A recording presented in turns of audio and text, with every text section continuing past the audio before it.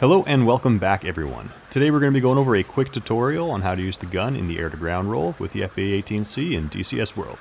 If you think I missed something, or if you just want a bit more detail, feel free to check out the video down in the video description, and that's going to cover the exact same topic, just in a whole lot more detail. Alright, let's get right into it. So first things first, we'll need to set up the gun. We'll start by setting the aircraft into air-to-ground mode by pressing the air-to-ground master mode button. Then we can see that the stores page gets pulled up over on the left DDI automatically. In the top right corner of the stores page, we can see the option for the gun, and we'll go ahead and select that to pull up the air-to-ground gun page. Looking at the air-to-ground gun page, in the top left corner, we can see our two possible aiming modes, being CCIP for continuously computed impact point, and then MAN for manual. We'll be using CCIP mode for today. Next we have our round select for the two families of rounds that the F-18 can carry, being M50 or PGU. Now the ballistics for these two types of rounds are quite different, so make sure you know which type of rounds you select when you're building your loadout. The M50 family is made up of all of these rounds, and the PGU family is made up of these two. Last thing on the stores page is the rate of fire, which can be changed between high and low by pressing the associated push button. High is 6,000 rounds per minute, and low is 4,000 rounds per minute. Alright, now when we pulled up the air-to-ground gun page, a bunch of new symbology got added up on the HUD as well.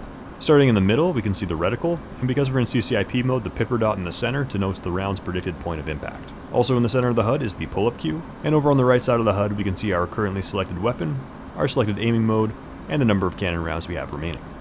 Alright, with all that out of the way, let's do a strafing run. Now before we start our strafing run, we'll turn down the HUD brightness just so that we can see through the HUD symbology a little bit better once we nose down. Now we'll set master arm to arm, and we'll turn into a line with the target. Alright, now the ideal strafing profile will see us diving at anywhere between 10 and 40 degrees, at about 400 knots, give or take a bit. Now the steeper the dive angle, the tighter our grouping will be, and the shallower the dive angle, the more elongated our grouping will be. Now looking at the reticle itself, we can see 12 ticks around the outside. Each one of these ticks represents 1,000 feet of slant range, as measured clockwise from the 12 o'clock position. Slant range being the distance directly between our aircraft and our round's predicted point of impact, as denoted by the pipper dot. When we nose down, a solid range tape will appear around the reticle. The large tick on the outside of the reticle is our maximum range, and the small tick moving on the inside is our current range. As we close in with our target, we'll see the range tape start to unwind counterclockwise, with the current range tick denoting the end of the range tape. When our current range is equal to or less than our maximum range, then the reticle will give the return in range.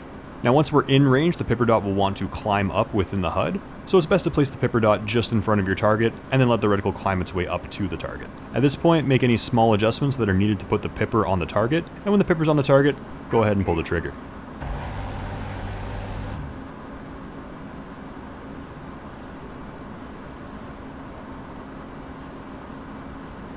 Alright, based on the splash of the rounds and the fact that the truck is now on fire, we can see that we've had good effect on our target. At this point in our dive, we can see that the velocity vector has moved below the pull-up queue, which is causing the brake X to appear on our HUD. This is our aircraft's way of telling us it's time to break off our dive and start pulling up, so we'll pull back on the stick and recover from the dive. Well everyone, that does it for today. I hope that you enjoyed and that you learned something along the way. Again, if you want a bit more information about this same topic, then go ahead and check out the longer tutorial down in the video description. Before you go, don't forget to like and subscribe if you haven't already, and we'll see you in the next one. Fly safe.